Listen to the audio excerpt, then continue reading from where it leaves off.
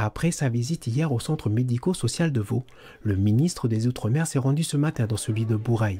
Présentation du personnel, visite éclair des différentes infrastructures et la présentation d'un véhicule bien utile pour le centre.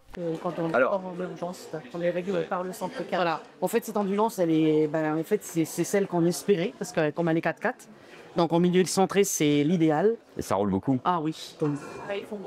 C'est l'idéal, c'est l'ambulance idéale. Pendant la visite, Manuel Valls a annoncé la création d'une brigade itinérante de soignants. Objectif, soutenir le secteur médical et paramédical en Nouvelle-Calédonie, dans une situation critique et pallier la pénurie de médecins.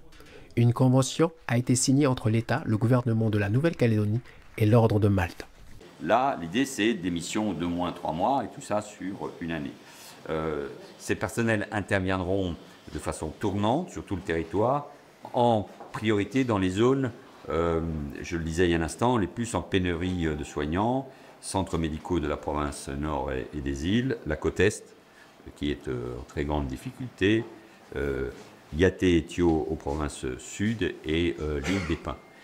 Ils permettront de prendre en charge 150 patients supplémentaires par jour en moyenne. Voilà.